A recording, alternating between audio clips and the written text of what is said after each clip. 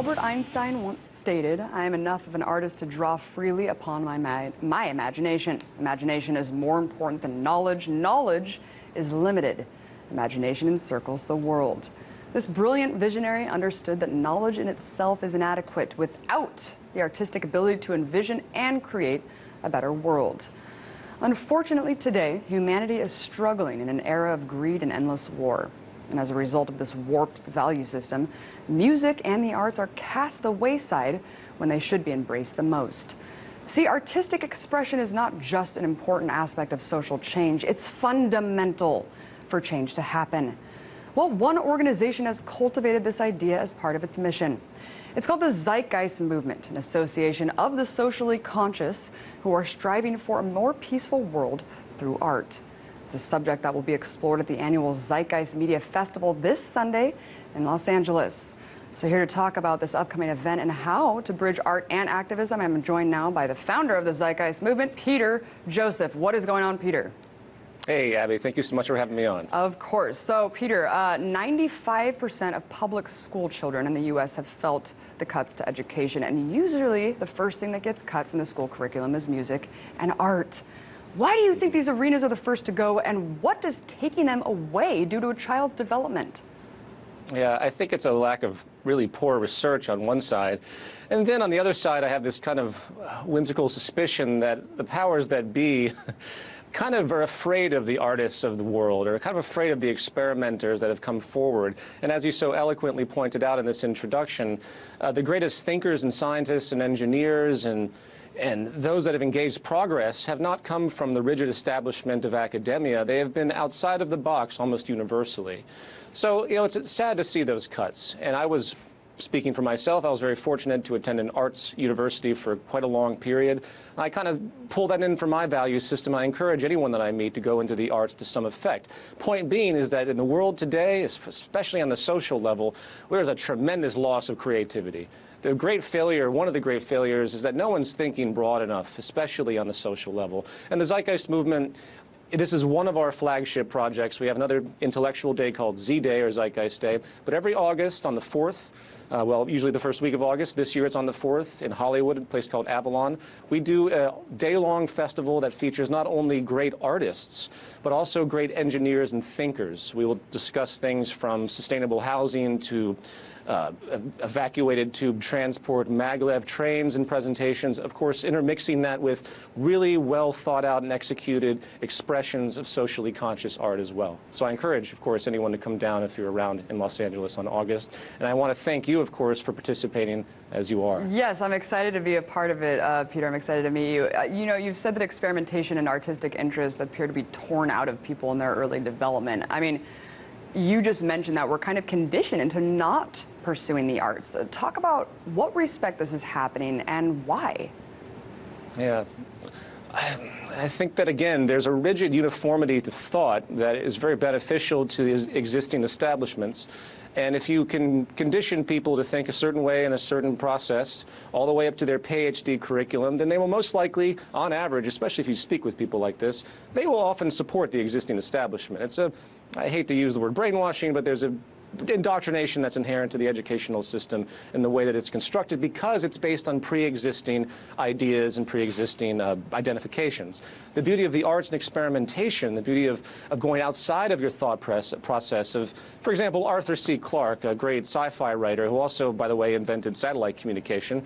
He had a great quote in one of his laws that basically stated that in order for science to progress, you have to go beyond everything that is perceived as rational to a certain extent. And he was called a mooniac and a lunatic back then because, of course, you know, he was saying, well, we could probably go to the moon. Everyone said, oh, you're crazy. And unfortunately, that's the same type of hype and disposition that we see pushing people back today.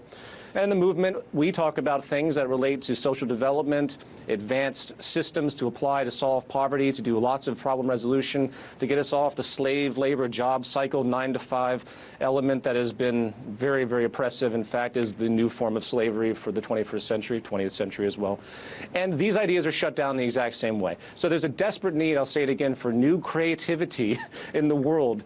And I really believe that, just as that Einstein quote points out, we have to kind of shake what we've been taught to a certain effect and start to look at possibilities and ask questions and not feel put down when people say, you know, that you can't do that or that's irrational. We have to push beyond that, because every great thinker, every great inventor, every great person that has initiated social progress has come from an experimental process, which is intrinsically a part of a developmental process.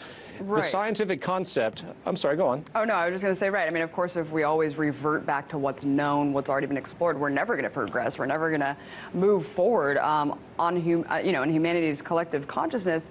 But what about the personal level? Let's talk about the role of art in a utilitarian fashion to serve the individual. Yes, yes, absolutely.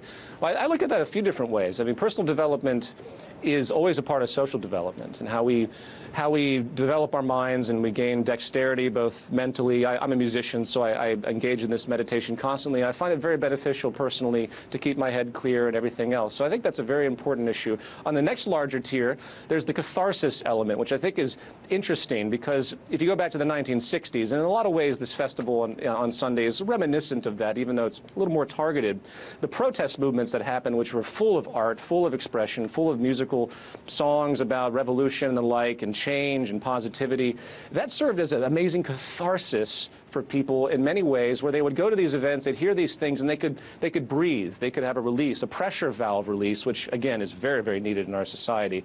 To jump a little bit into less abstract terms, when we look at global terrorism in its real definition, this is blowback from an oppressive empire and oppressive circumstances that have limited resources across the world. So this pressure valve is going to hit one way or another, and I think it's great that the arts have served that role. But on another level, I think it's inspiration that's needed. So when I listen to great artists throughout time, and I look at my own experience, and I look at the great engineers again, and that have been thinking and writing and philosophically denoting certain premises of society in an experimental notion, I'm inspired, and I want to move forward with new ideas. And that's part of the issue of this festival too. And again, I prefer, I should say, the inspiration element to the cathartic element, because while the cathartic element is needed, it's not enough just to get out there and release. We want to focus people in a specific way. And again, that goes back to the general foundation of the Zeitgeist Movement's work. I agree. Art is definitely fundamental in any sort of progress, any sort of social change. I think Ron Paul even said, you know, revolution would never happen unless music and art were involved. I couldn't agree more. You know, but Peter, I feel like I meet people all the time who tell me that they wish that they were artistic. It seems like they've been conditioned into thinking that they aren't,